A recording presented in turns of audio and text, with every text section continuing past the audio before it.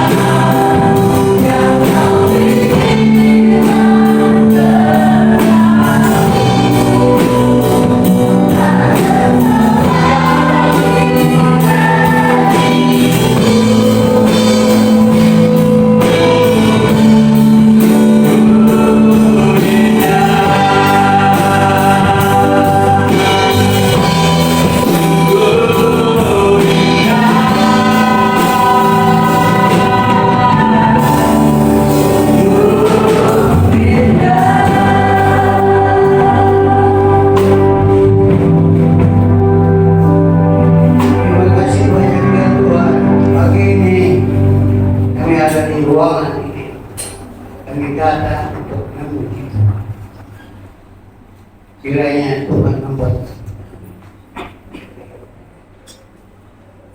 seluruh kebaktian kami diserahkan ke dalam tangan Tuhan. Biarlah Engkau sendiri hadir di tengah kami, bersama kami di dalam hidup kami. Sebelum memulai ibadat, kiranya Tuhan mengurapi kami semua.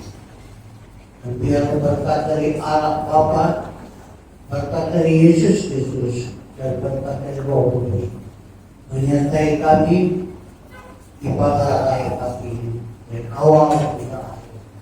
Hanya di dalam nama Bapa dan Yesus kami semua doa. Amin. Kamu sendiri dapat memberi kesaksian bahwa aku telah berkata, aku bukan Mesias, tapi aku diutus untuk aku mendahului. Benar ya Tuhan, kami adalah utusan-utusan Injil, pemberita-pemberita Injil, pembawa kabar keselamatan bagi seluruh dunia. Yohanes dan semua murid-murid menjadi saksi bagi kami. Kami juga mengikuti mereka, jejak mereka. Kita bahwa kami adalah utusan-utusan untuk diutus pergi memberitakan Injil, membawa kabar selamat bagi setiap orang. Hanya Tuhan menyertai kami. Dan melalui firman Tuhan yang kami sudah dengar setiap saat, setiap minggu, biarlah itu menjadi berkat bagi kita. Terima kasih banyak ya Tuhan. Dan biar hari ini adalah hari yang istimewa bagi kami. Duduk bersama-sama, merenungkan firman-Mu, dan bunyi-bunyi kami akan lakukan. Biar semuanya akan menjadi berkat. Terima kasih Tuhan. Terima kasih menyiapkan seluruh rangkaian ibadah ini awal pertengahan akhir. Hanya dalam nama Yesus kami sudah berdoa dan mengucap syukur. Amin. Silakan duduk, Bapak Ibu dikasih Tuhan. Hari ini minggu pertama sedang memperingati bersama kudus, bukan sebuah rutinitas kita saja, tetapi kita melihat kesetiaan Tuhan dan pengorbanan yang luar biasa. Nyanyian kemenangan iman nomor 48, Yesus mencurahkan darahnya.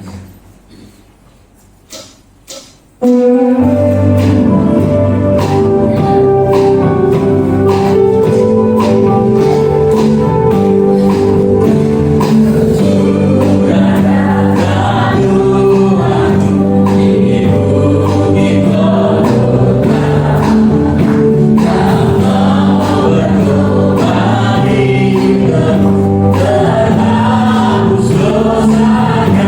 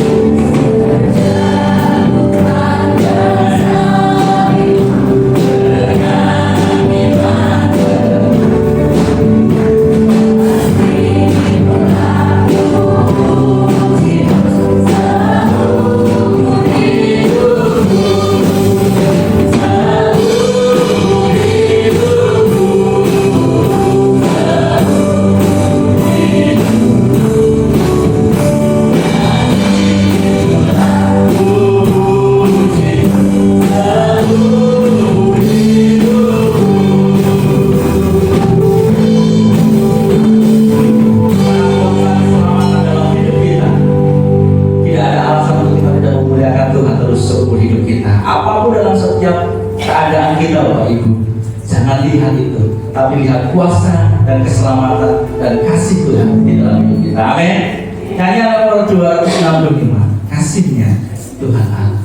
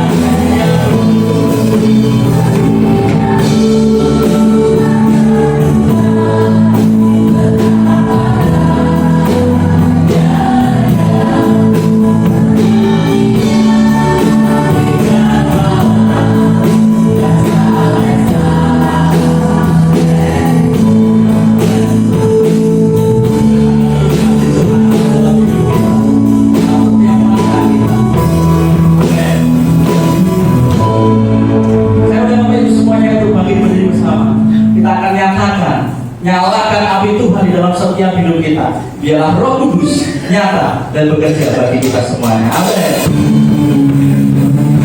Bebaskan jiwa kita, hati kita, muliakan Tuhan lebih lagi. Amin. Tuhan sudah berikan kita keselamatan. Maut sudah dikalahkan. Ya.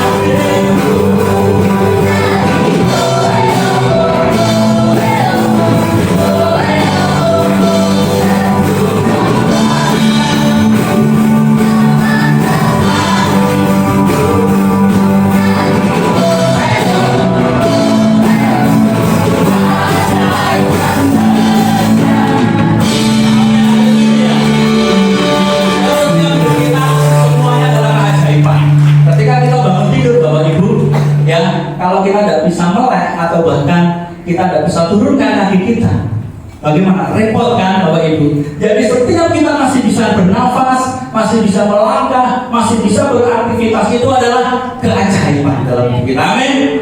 Hari ini adalah hari yang terbaik. Mari kita muliakan Tuhan. Apapun yang Tuhan nyatakan dalam hidup kita, hari ini adalah hari yang terbaik. Ini lagu baru di bulan ini, bersama-sama kita akan belajar.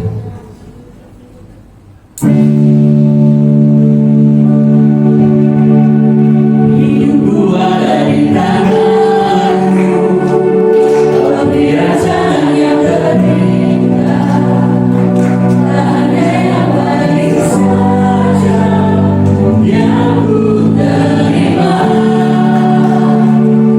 Waktuku diragukan, walau jiwa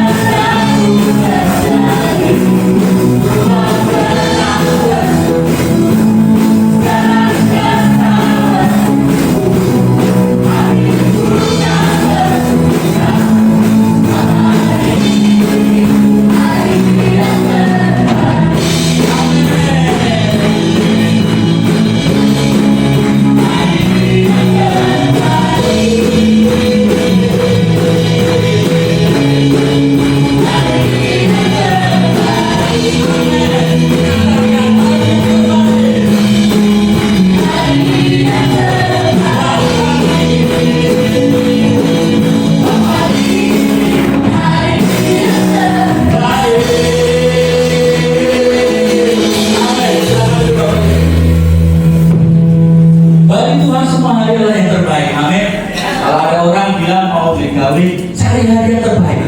Bagi Tuhan semua hari adalah yang terbaik. Puji nama Tuhan. Kita mau bawa persembahan kita kepada Tuhan. Kita akan berdoa. Kita akan memberikan yang terbaik pada Tuhan. Kami bawa persembahan kami untuk Engkau Tuhan dengan segala kerendahan hati kami. Kami datang kepadamu sebab apa yang Tuhan sudah beri yang terbaik bagi kami. Usaha kami, pekerjaan kami, keluarga kami, sekolah kami. Bawa persembahan kami ini untuk kemuliaan nama Tuhan. Di dalam nama Tuhan kami Yesus kami berdoa. Amin. Nanti Bapak Ibu bisa masuk ke depan seperti biasa. Kita menyatakan sorak-sorai kita sebab Tuhan memberikan kita keselamatan.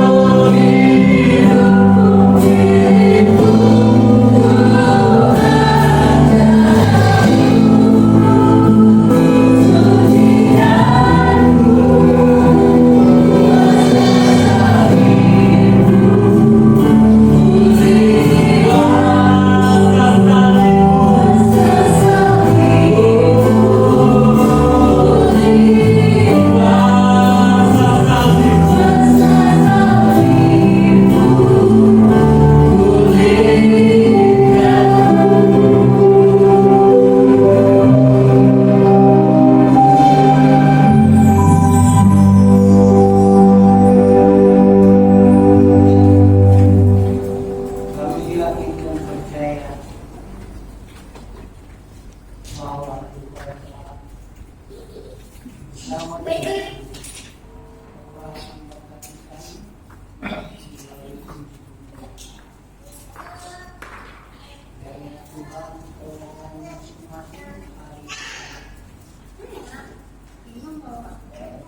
dengan Tuhan yang kami dengar pada saat ini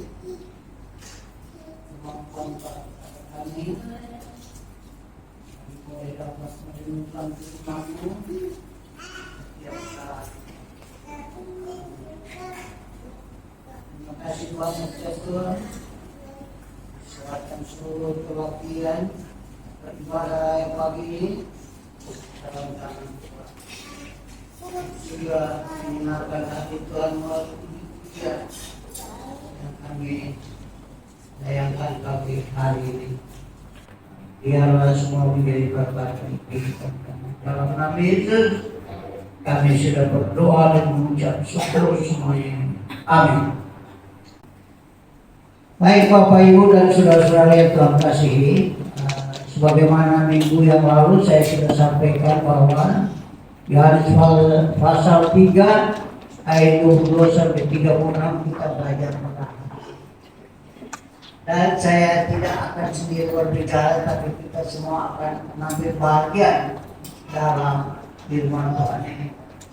Apa yang saudara lihat pada minggu ini atau minggu yang lalu, dari hari Senin, Selasa sampai minggu ini, kira-kira apa yang ada di dalam hati pikiran saudara melalui pembacaan firman Tuhan yang saya bagikan kepada Bapak Ibu dalam Yohanes pasal 3 ayat 22 sampai 36. Apa yang saudara lihat di situ? Mari. Apa yang saudara dapati di situ? Ya, agaknya berbeda dengan ibu-ibu yang sudah kita lewati. Saya ingin supaya kita semua bicara. Apa yang saudara lihat di pasal 3 ayat 22 sampai 36?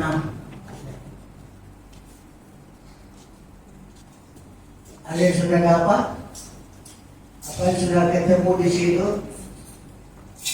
Tapi saya langsung saja. Ketemu berapa orang di situ? Atau tidak pernah baca Alkitab?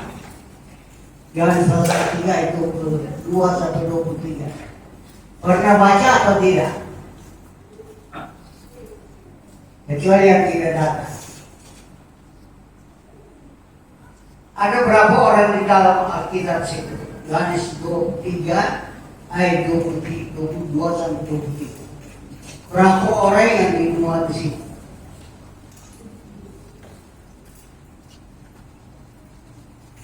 Susah ya?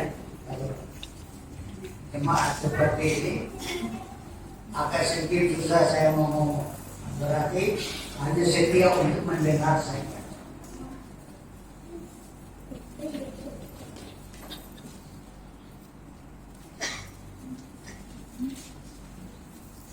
Kecuali Pak itu ya tidak datang karena di Yusua yang lain semua hari. Apa yang ada dalam situ? Tiga nama saya langsung. Lebih daripada itu. Siapa? Satu siapa? Yohanes Pembaptis. Yang kedua? Siapa? Orang Yahudi. Yang kedua? Yang ketiga siapa? Yang ketiga orang-orang murid-murid di Yohanes Pembaptis. Dan yang utama ialah Yesus. Itu yang dibahas dari pasal 22, pasal 3 ayat 22 sampai 33. Jadi kita lihat di sini, kita lihat Yohanes orang yang jujur. Kalau dalam tema di sini, di mana tidak jujur pada dirinya sendiri. Semua manusia tidak pernah jujur dari kecil sampai dewasa. Atau siapa pernah jujur? Tolong angkat tangan. Yang jujur dalam hidupnya. Siapa pernah jujur? Berarti semua kita tidak jujur di hadapan Tuhan. Tidak ada yang tidak jujur. Misalnya contoh, misalnya ada orang si A atau B katakan bahwa saya mau pergi ke musuhan. Atau contoh yang jelas, beberapa hari yang lalu anak saya dengan keponakannya 2-3 pergi ke Gerbesi pergi di sana, ternyata sampai di Tengaran, Sangiran, sampai di sana. Tanya, kamu dari mana? Sangiran. Itu dari Peluku jalan putar sampai daerah sini. Berarti tidak jujur toh? Betul atau tidak? Tidak jujur. Manusia ini semuanya tidak jujur. Bila pergi di musuhan, akhirnya terus sampai di Grand Mall. Bisa juga. Atau hal-hal yang lain. Tidak baik pada jujur dengan istrinya atau suaminya. Anaknya juga begitu. Tidak jujur. Kalau mau pergi di mana, bilang saya pergi di sini. Lalu kemudian balik rumah. Atau mau kemana pun harus kasih tahu orang tua. Ya kan? Bagaimana? Jujur atau tidak? Tidak jujur kan? Harus jujur. Yohanes ini ini semua sudah baca ya, saya yakin atau tidak baca saya tidak. Yohanes ini jujur pada dirinya. Dia bukan adalah Mesias. Ya, dikatakan di sini, ya. Yohanes jujur pada dirinya. Dikatakan ayat 28 bahwa aku bukan Mesias. Coba kita baca itu. Ya, itu lebih jelas. Kamu sendiri dapat memberi kesaksian bahwa aku telah berkata, aku bukan Mesias. Aku bukan Mesias. Ya. Kenapa Yohanes Pembaptis mengatakan aku bukan Mesias? Karena ada pertengkaran. Ayat sebelumnya. Pertengkaran soal baptisan. Murid Yohanes katakan pada Yohanes, ada orang yang melakukan hal itu. Dan sudah itu kehendak Tuhan. Apa yang Tuhan buat itu semuanya baik. Tidak ada yang tidak baik. Manusia melihat bahwa itu bukan tugasnya. Tapi dia bisa melakukan hal itu. Baptisan itu, tapi Yohanes bilang itu semuanya dari Allah dan memberikan karunia kepada dia untuk melakukannya. Jadi Yohanes katakan bahwa saya tidak ada apa-apa. Kenapa harus dipersoalkan soal itu? Itu di dalam ayat 27, 20 sampai 22, ya, itu kalau saudara baca, itu bagian yang pertama itu kita lihat. Lalu kemudian ini singkat saja. Itu persoalan baptisan. Maka Yohanes katakan, saya yang mengatur semua itu, semuanya dalam kehendak Tuhan. Itu kalau kita baca, perhatikan baik-baik itu. Yang kedua, Yohanes bukan Mesias, dia adalah utusan Allah. Dia adalah utusan. Dia hanya diutus oleh Allah datang ke dalam dunia menjadi pemberita Injil, membawa kabar kesukaan bagi semua orang. Akulah bukan dia ada jalan kebenaran dan hidup. Ada orang, ada Mesias yang diperkenalkan kepada semua orang.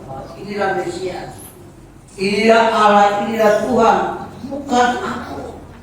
Aku sebagai utusan saja. Dan saya mengatakan bahwa dia adalah sebagai utusan. Kalau saudara baca dalam Yesaya, saudara mengerti apa tugas Yohanes. Dia yang datang ke dalam dunia meluruskan jalan yang bengkok. Dia yang meluruskan, itulah tugasnya.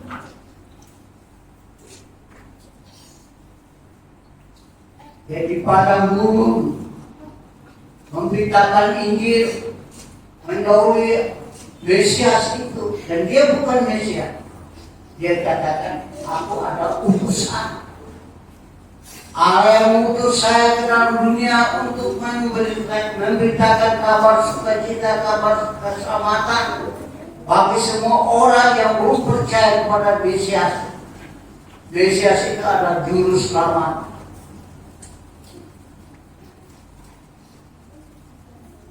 Mesias adalah pembawa kabar baik.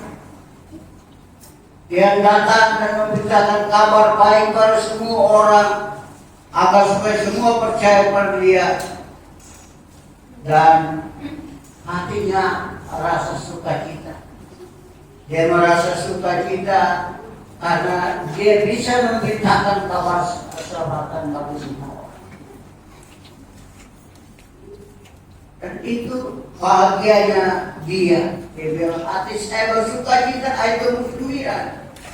Dalam pada waktu membaca, ya, artinya juga dikatakan yang mempunyai perempuan ia mempunyai laki-laki, tapi sahabat mempunyai laki-laki yang berdiri dekat dia dan dia mendengarkannya sangat sukacita, bersukacita mendengar suara mempelai laki-laki itu. Itulah sukacitaku, dan sekarang sukacitaku penuh.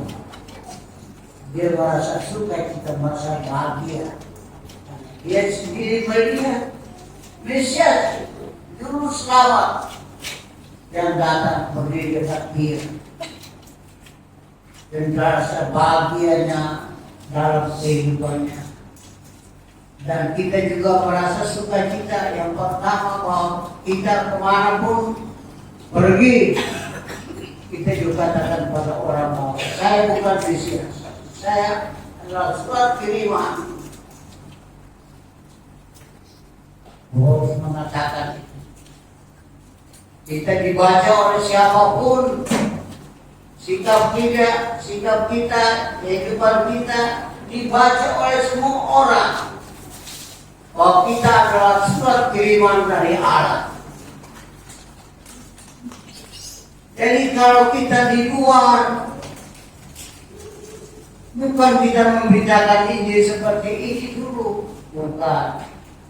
Di luar kita bisa dapat menyatakan kepada orang lain bahwa saya adalah anak Tuhan, orang percaya, orang yang sudah diselamatkan oleh Tuhan. Kita terus terang, dan saya mau katakan, pernah diceritakan bahwa banyak orang pergi gereja, Alkitabnya ditutup, dibungkus dengan kertas supaya orang tidak melihat bahwa dia adalah orang Kristen. Ada yang tidak membuka Alkitab, dan memberitakan Injil kepada orang lain karena dia takut bahwa dia adalah nanti dikira bahwa dia adalah orang Kristen. Kita harus memberitakan Injil keselamatan kepada semua orang agar supaya semua orang percaya pada Tuhan Yesus. Itu tugas kita. Itulah tanggung jawab kita dengan Tuhan. Kita mungkin di sini berdoa terus. Bagaimana supaya orang percaya pada Tuhan? Ya kita mendoakan penginjil agar supaya mereka bisa memberitakan Injil. Mereka bisa menangkan jiwa bagi Yesus. Kita tidak mungkin ke sana karena kita tidak bisa ke sana. Memang kita harus tidur. Tapi orang yang ada di sana punya kesempatan memberitakan Injil, pergi ke desa-desa kampung. Kita doakan mereka penginjil supaya Injil dapat disebarluaskan, banyak orang percaya.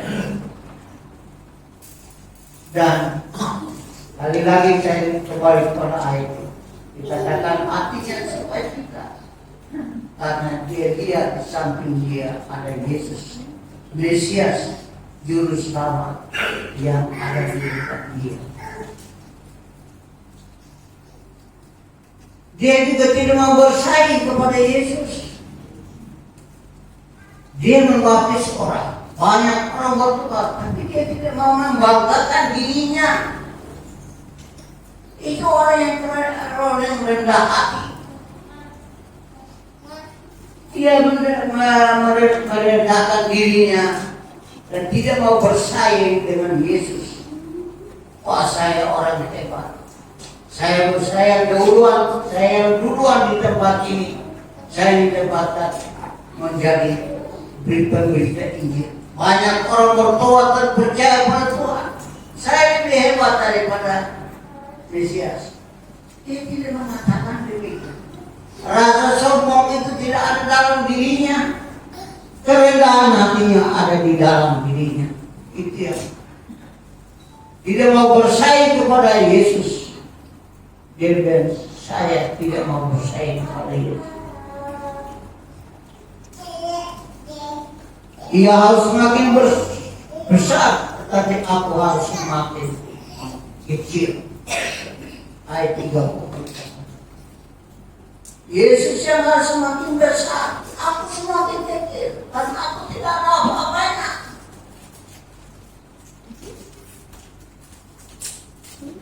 Yesus dari surga, saya bukan dari surga. Saya hanya sebagai utusan saja datang untuk memberitakan Injil agar supaya banyak jiwa boleh percaya pada Tuhan. Banyak jiwa boleh mengenal akan Tuhan sebagai juru selamat dalam kehidupannya. Itu sebabnya saya di sini, tapi bukan saya di sini.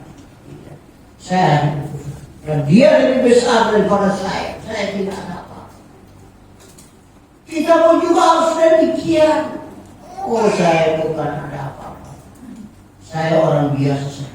Tapi Tuhan pakai saya menjadi alat di dalam tangan untuk memberitakan kabar selamat supaya kamu percaya. Tapi saya juga sedih. Tuhan juga rasa senang karena kamu boleh percaya pada Tuhan. Itu yang harus kita lakukan. Bukan kita bersaing. Di sini dia bersaing. Mana Ayelo, Pak Dedi, semua teman sahabat pelayan. Saya juga, saya senior. Saya orang biasa. Tuhan yang mengirim saya ke sini untuk memberitakan Injil. Dengan teman-teman, dengan semua jemaat, semua sama. Tidak ada yang tidak lebih hebat daripada Tuhan Yesus. Kita hanya alat saja.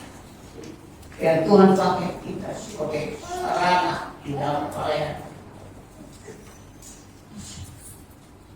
Akhirnya ada teman sekalian. Semua jemaat Tuhan ada teman, saya terima. Tidak ada yang lebih hebat daripada Tuhan Yesus. Harus kita merendahkan diri di hadapan Tuhan. Dan mau menerima dia sebagai Tuhan dan Juru Selamat dalam hidup kita.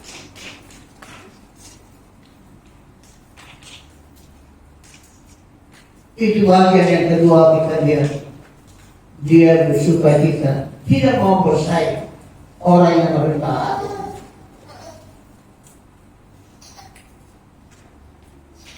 Yohanes dan murid yang ketiga, Yohanes dan murid sama status, tidak beda.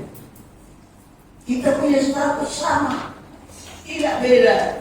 Oh ini gembala sidang, oh ini jemaat, tidak, semua sama. Itu sebabnya semua sama, berarti kita harus memberitakan kabar selamat pada orang lain. Kamu lebih banyak mengenalkan bagi dia, saya bersyukur. Kamu mengenal Tuhan, akhirnya orang lain dapat mengenal akan dia. Bukan karena saya, karena Tuhan Yesus. Dan itu rasa sukacitaan dalam hati. Senang sekali karena kamu bisa menangkan jiwa bagi Tuhan. Saya tidak bisa menyelamatkan. Yohanes tidak bisa menyelamatkan, dan murid-muridnya juga tidak bisa menyelamatkan orang. Hanya Yesus Kristus, Tuhan dan Juru Selamat, itu menyelamatkan.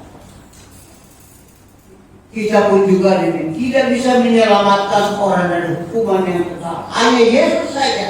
Kita hanya sebagai serana saja untuk dalam tangan Tuhan memberitakan Injil, menobatkan orang dari tidak percaya menjadi percaya pada Tuhan Yesus. Kita lihat di dalam ia memberi kesaksian ayat 32. Ia memberi kesaksian tentang apa yang dilihatnya dan yang didengarnya, tetapi tak seorang pun yang menerima kesaksiannya. Orang tidak lihat, orang bukan tidak lihat, orang lihat. Yesus ada di situ. Dia telah menyatakan dirinya sebagai Mesias, anak Allah, yang berhak memberikan hidup kekal bagi setiap orang. Bagi saudara dan saya, mungkin kita menghadapi seperti itu. Kita memberitakan Injil, tapi mereka tidak mau mendengarkan. Tidak menjadi soal. Kita harus menjalankan tugas kewajiban kita sebagai seorang percaya, memberitakan Injil kepada setiap orang agar mereka mau percaya. Saudara lihat, sama. Yesus memberikan kesaksian, tapi tidak ada orang yang menerima dia. Banyak orang yang menolak dia. Banyak orang menolak dia. Sedikit yang percaya pada Tuhan.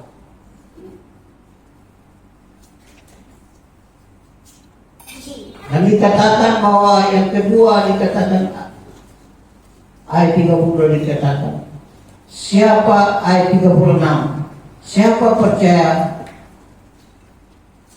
menerima hidup yang kekal. Siapa tidak percaya menerima hukuman. Itu harus kita ingat itu. Ayat 36 ayat yang terakhir dikatakan, barang siapa percaya pada Anak, ia beroleh hidup yang kekal.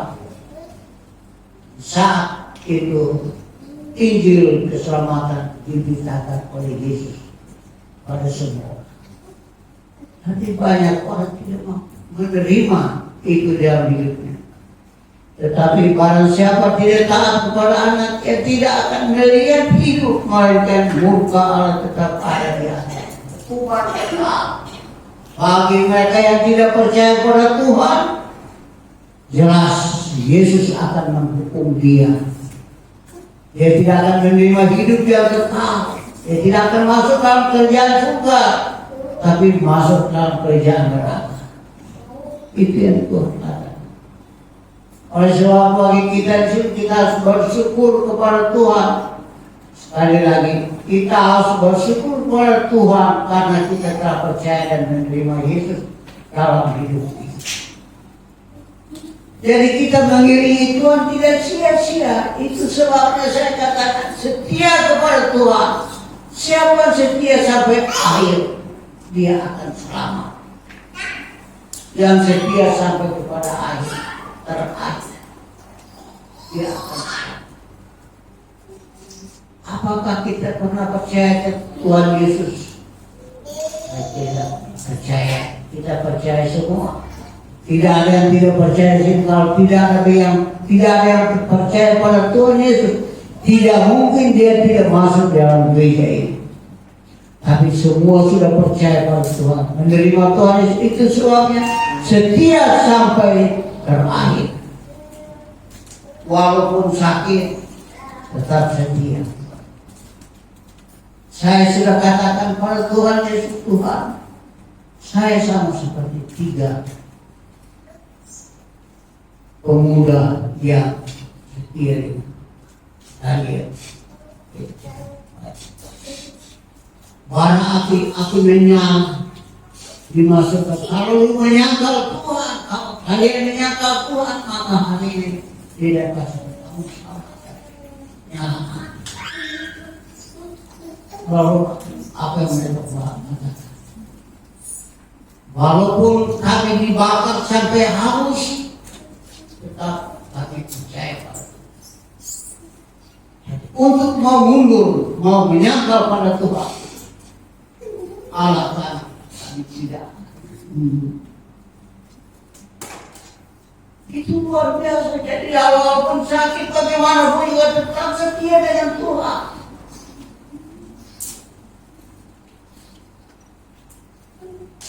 Bukan saya tidak setia itu membatasi kita, sakit itu membatasi kita untuk tidak beribadat kepada Tuhan, untuk tidak bersekutu dengan Tuhan.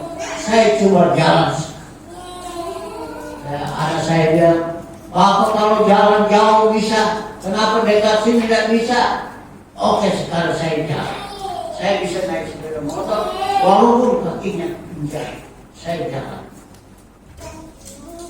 Pergi Mas Anton datang sini, kata-kata, Pak ikut, saya di sini. Kenapa saya?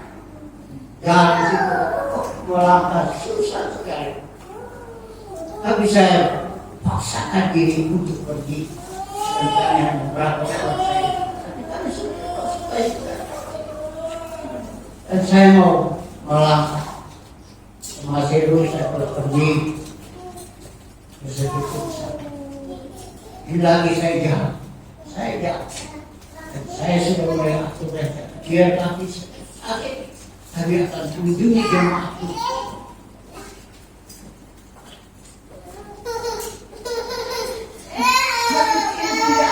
Membatasi saya untuk melangkah lebih jauh lain. Saya akan dan itu sebabnya saya muda-mudi yang sudah dibaptisikan semua tidak ada yang itu kita cari sana. Dan itu sebabnya bahwa hati kita sangat bersukacita, bergembira bertemu. Barang siapa percaya anak, ia beroleh hidup yang kekal. Tetapi barang siapa tidak taat kepada anak, ia tidak akan melihat hidup mereka. Murka taat. Kita pasti melihat hal setia dalam itu. Saya mau ini, walaupun saya sendiri, saya ingat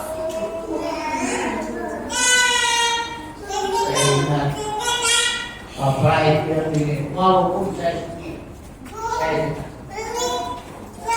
Kalau keadaan seperti ini, orang meninggalkan Tuhan, tapi saya tetap ikut Tuhan.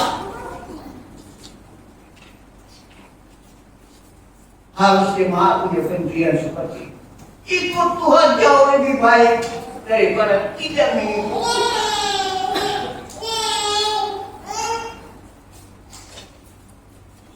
Dan itulah yang saya sampaikan. Lagi-lagi saya katakan, Yohanes jujur dia dapat semua orang. Dia bukan Mesias. Dia hanya utusan Allah. Dia rasa senang bahwa Yesus dekat dia dan Yesus menyelamatkan banyak orang. Dia tidak bersaing pada diri, pada orang lain. Dia bersaing pada Yesus Kristus. Dia merendahkan diri di hadapan kita begitu mari. Merendahkan diri kita di hadapan Tuhan dan kita datang dan berdoa menyerahkan hidup kita seperti Tuhan. Bapak Ibu saudara, demikianlah firman Tuhan yang saya sampaikan kepada kita pada hari ini. Saya mau katakan kepada kita bahwa mari kita hidup jujur di hadapan Tuhan, jujur mengikuti Tuhan. Jangan sampai kita jujur, mari kemana kita datang ke waktu. Saya jalan-jalan atau ya di rumah tapi mau omong juga susah. Kalau omong jujur nanti ketahuan. Jadi harus itu ngomong kosong sedikit, bohong sedikit. Yang baik. Jujur pada diri kita sendiri. Ya, itu yang Tuhan mau. Mari kita siapkan hati kita untuk masuk dalam perjamuan. Jujur di hadapan Tuhan. Kalau ada dosa, aku di hadapan Tuhan. Mengaku di hadapan Tuhan. Dan mengatakan kepada dia, Tuhan ampuni saya. Sucikan selama ini saya tidak benar. Tidak pernah jujur di hadapan. Saya selalu berbuat yang tidak. Itulah yang perlu kalau kita katakan Tuhan dalam hidup kita, masuk dalam tes, masuk dalam perjamuan Tuhan, perjamuan suci pada pagi hari. Pagi ini mari kita menyanyi satu pujian bagi mereka yang melayani bersama dengan saya. Silakan datang dan kita menyanyi satu pujian dari kemenangan nomor 49.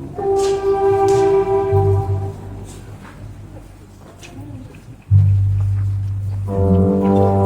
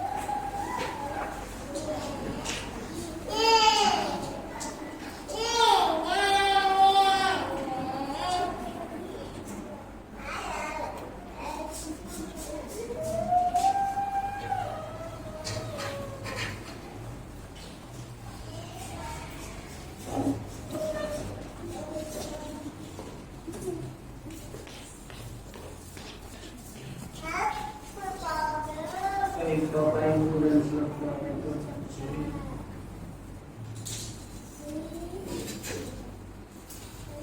Roti dan anggur telah di tangan kita. Sebelum kita makan dan minum perjamuan Tuhan ini, baik kita mengoreksi diri kita masing-masing, jujur di hadapan Tuhan.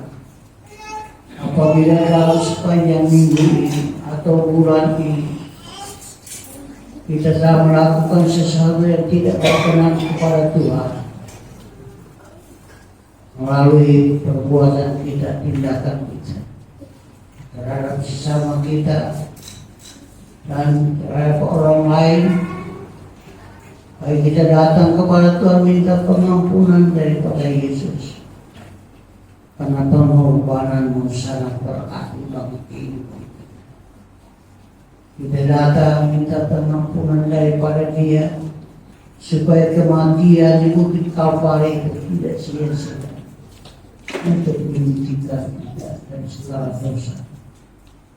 Biar kita jujur di hadapan Tuhan dan mohon pengampunan daripada Tuhan, mohon penyucian daripada Tuhan. Kami kita hidup di dalam kekudusan, hidup dalam pengampunan pengudusan daripada Tuhan. Dan biarlah Tuhan dapat mengampuni kita, baik kita bisa bersama dengan Dia, bersama-sama dalam kisah perjamuan Tuhan yang rela mati, dihujat, dihina, diludahi, ditampar, dikatakan bahwa Dia adalah orang berdosa. Dia tidak melakukan kejahatan, tapi dia disebut orang berdosa, orang pelaku kejahatan. Sampai dia harus dibawa sampai pada bukit Kalvari. Dan itulah kasihnya, pengorbanannya bagi saudara dan saya. Dia rela mati untuk keselamatan saudara dan saya. Dia menghapus semua dosa dan kesalahan kita, dan Dia memberikan pengampunan, pengudusan terhadap hidup melalui kematian. Dia bangkit,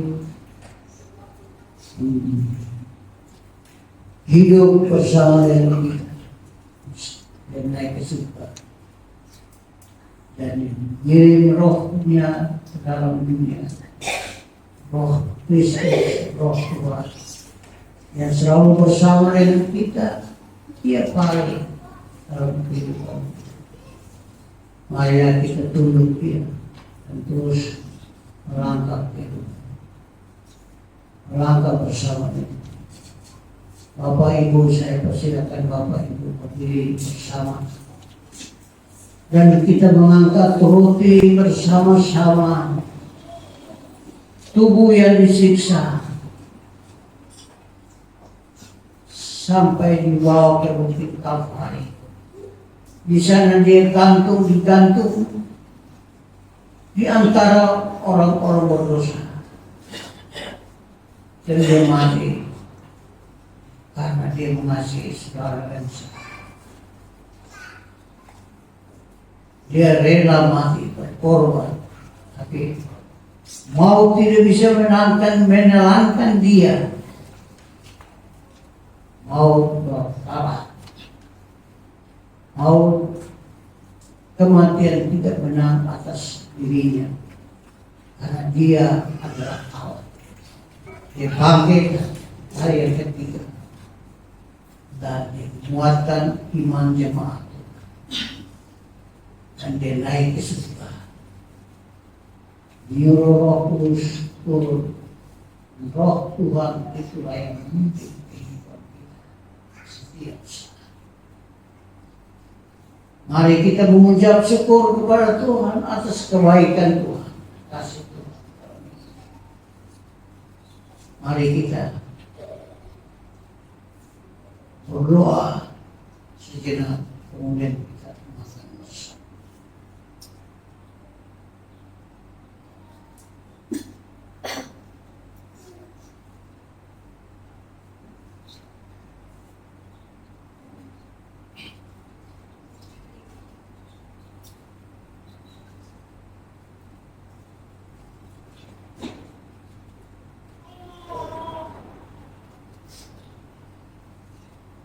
Pada waktu malam bersama dengan Yesus, bersama dengan murid-muridnya,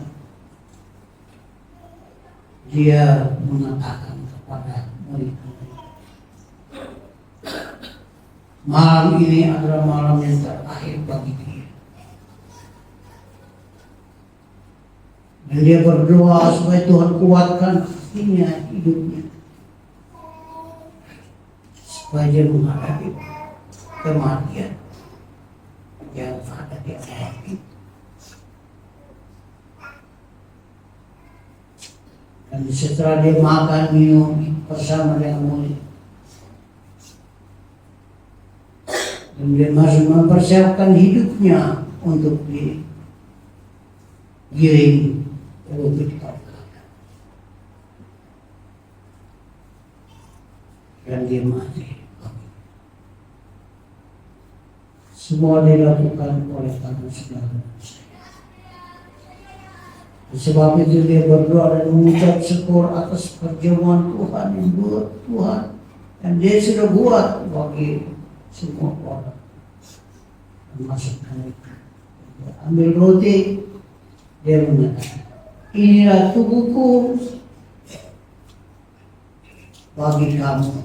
Setiap kali kamu makan dan minum, ingatlah akan aku, dan tetaplah bersama dengan aku sampai aku datang kembali. Pecahkan roti itu, dan kemudian dia mengambil roti, dan dia makan bersama-sama. Kata, ambillah roti ini dan makanlah dan minum, makanlah, ingati aku. Kalau kamu makan, ingatlah bahwa aku sudah disalibkan oleh kamu. Mari kita makan bersama-sama.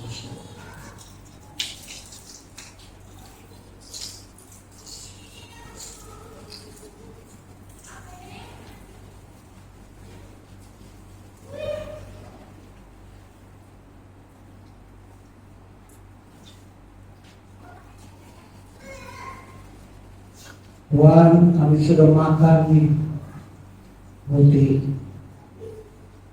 Kita bahwa roti ini adalah tubuh Yesus yang telah disalibkan bagi kami.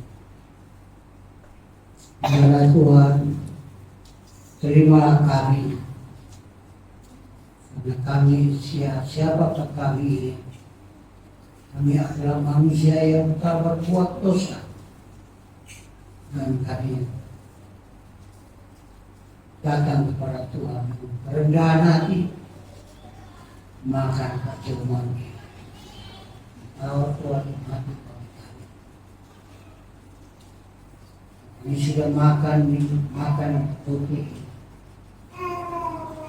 Kita bahwa Yesus mati bagi kami, kami mati bagi Yesus. Dan melalui roti ini, kami percaya bahwa akan datang kembali. Kalau kemudian yang mengambil anggur dan berdoa atasnya, mengangkat anggur cawan ini, dan dia kata, cawan ini benar-benar darah Yesus yang telah tertumpah. Cawan ini sudah ada di tangan kita masing-masing sebagai oleh kami percaya. Yang telah percaya pada Tuhan Yesus sebagai Juru Selamat hidup kami masing-masing. Mari kita terima santapan ini. Minuman ini sebagai darah Yesus yang telah mengalir, yang berarti bagi diri kita. Tanpa darah Yesus turun dan mengalir melalui kehidupan kita, maka kita tetap hidup dalam dosa, karena tanpa penyucian darah dalam tubuh. Sebab itu kita terimalah dengan iman kita masing-masing bahwa kita minum cawan ini, darah Kristus yang telah mengalir dalam setiap kehidupan kita, telah membersihkan diri kita, menyucikan kita, kita menjadi bersih di hadapan Tuhan. Marilah cawan ini atau menteri darah perjanjian anak domba yang telah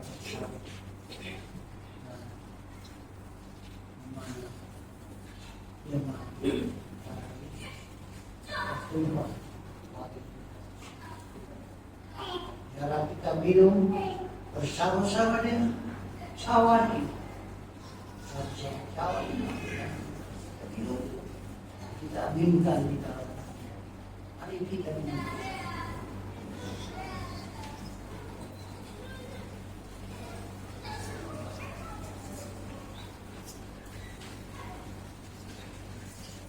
Terima kasih banyak ya Tuhan, cawan ini telah kami minum. Percaya dan kami yakin dan tetap kami yang imani cawan ini. Darah perjanjian yang ada Tuhan membersihkan kami dari segala dosa. Kita bersihkan dan kami kuat pilihan dapat memuliakan nama Tuhan. Terima kasih banyak ya Tuhan. Inilah doa. Terima kasih kami hanya di dalam nama Yesus, sumber kehidupan yang kekal yang kami percaya. Kami aminkan di dalam kehidupan mulai dari sekarang sampai selamanya. Amin.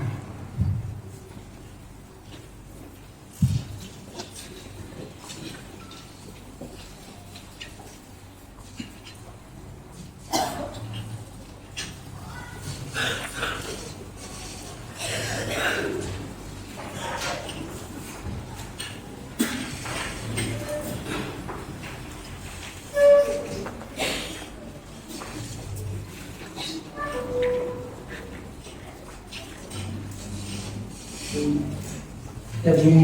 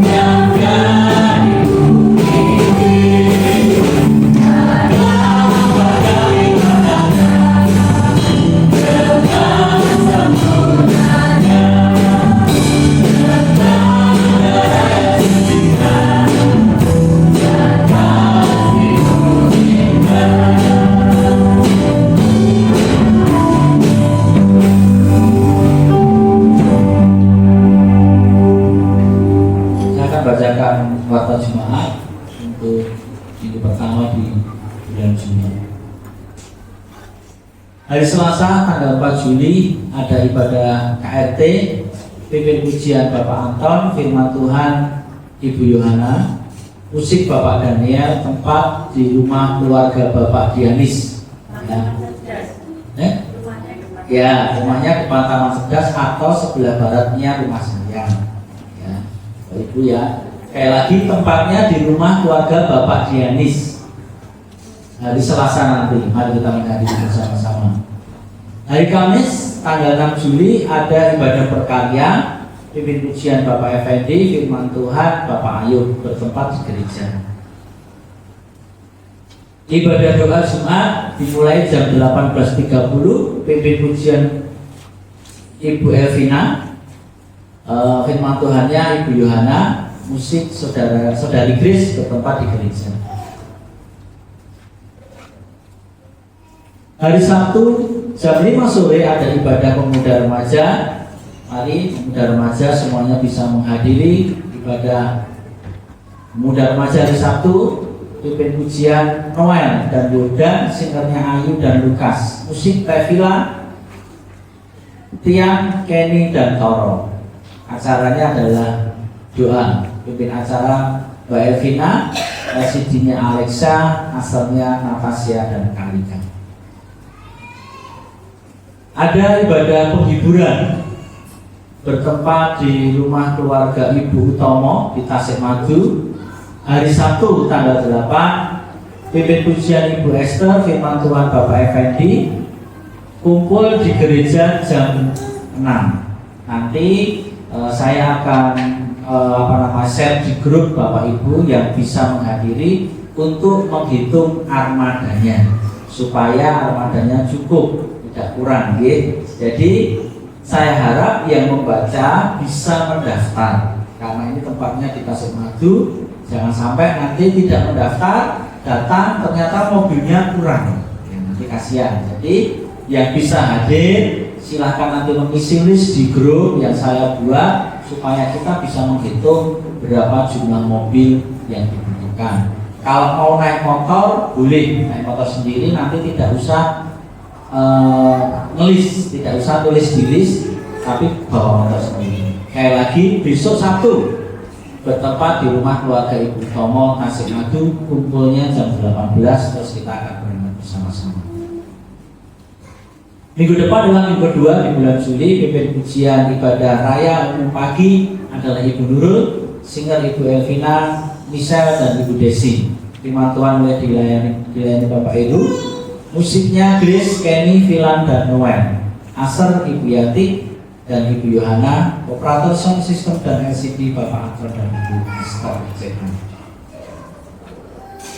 Ibadah sekolah minggu kedua di bulan Juli, dipimpin WA-nya adalah Kak Eva, singernya Ara dan Isa, musiknya Wulan, Kak Salmo, Kak Daniel dan Kak Anton, operator LCD Kak Grace. Batita akan diajar oleh Kak Yati, Indria oleh Kak Rina, Pratama Kak Nurul, Mafia Kak Elvina, dan Tunas Remaja Kak Nurul. Untuk snack akan dilayani oleh Kak Esther. Ini adalah laporan perpuluhan minggu keempat bulan Juni. Selamat hari Minggu, Tuhan Yesus memberkati.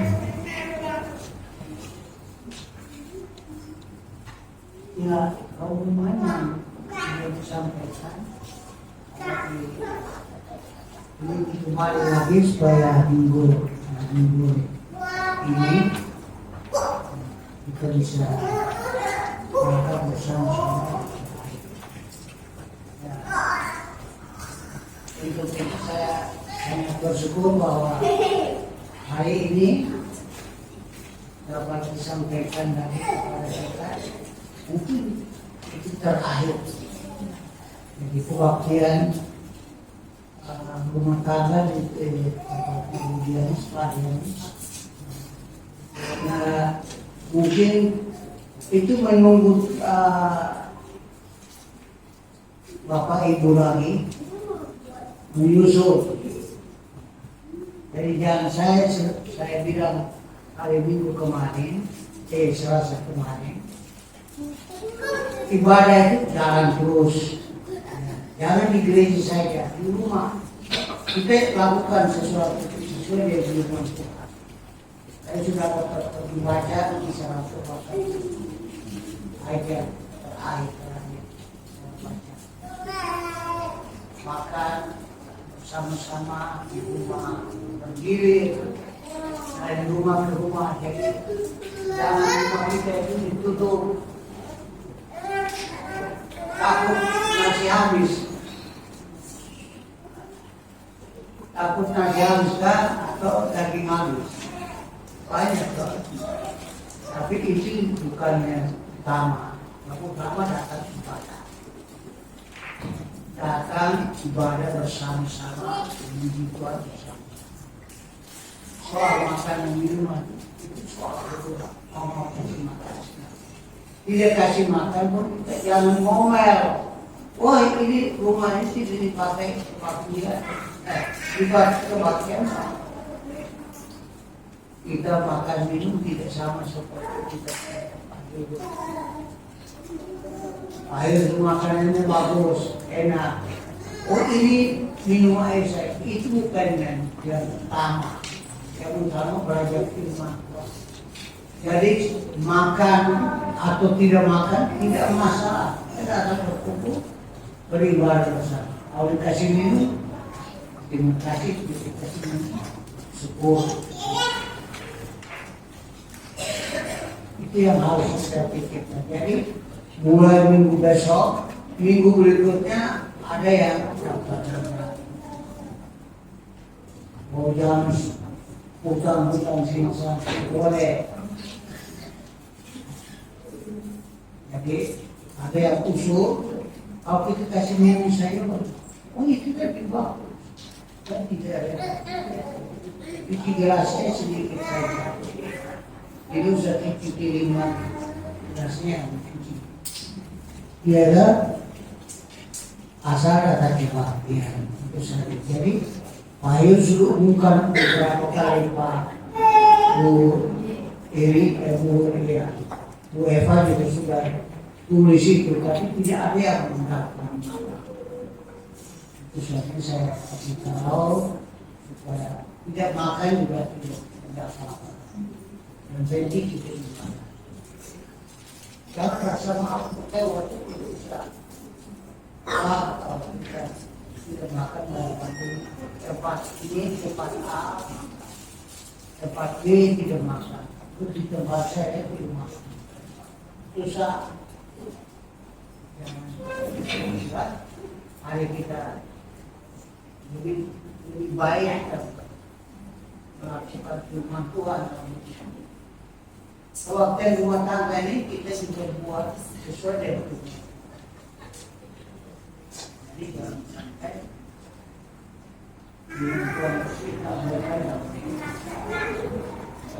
ya, saya pikir itu saja yang saya sampaikan. Saya bisa ingat besok kita melakukan di rumah Pak Dianis. Mari kita berdiri bersama, kita akan akhiri kebaktian kita.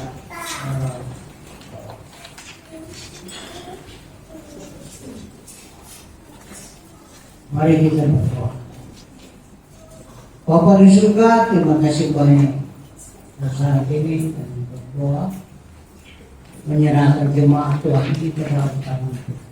Tapi mereka dalam sebagai usaha pekerjaan yang bersama Tuhan dan memberkati.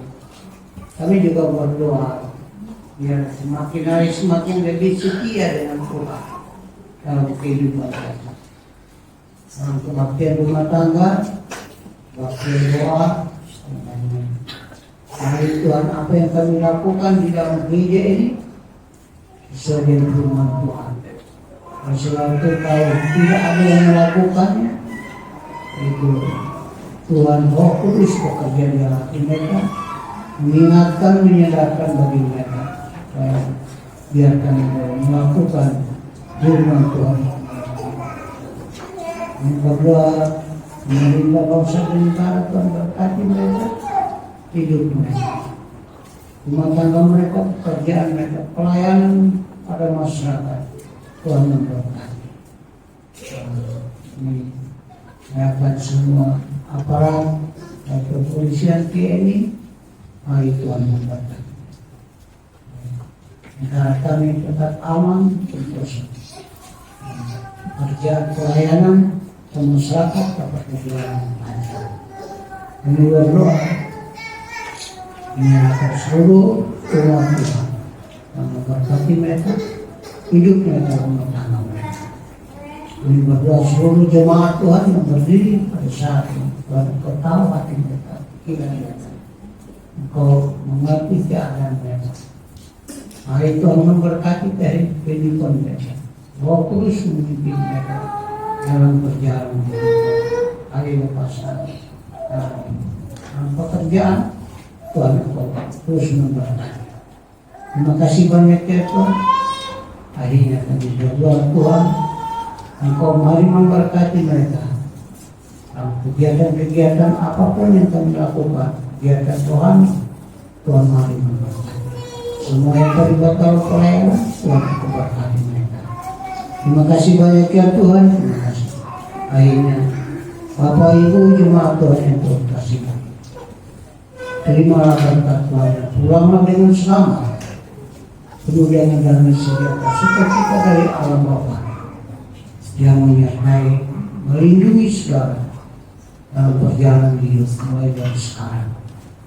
Biarlah berkat dari Allah Bapa, kasih daripada Yesus Kristus, Roh Kudus akan memimpinkan dalam kehidupan kami, kehidupan kita semua, mulai dari saat ini sampai selama-lamanya.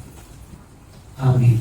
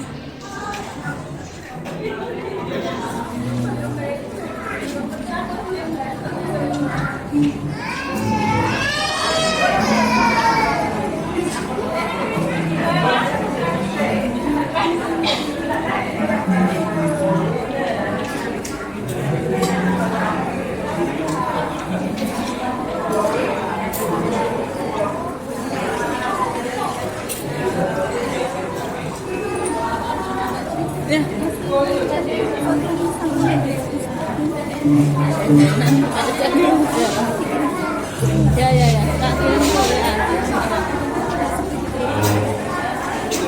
Lupa aku di Google, di Facebook, nanti tak cek. Ya.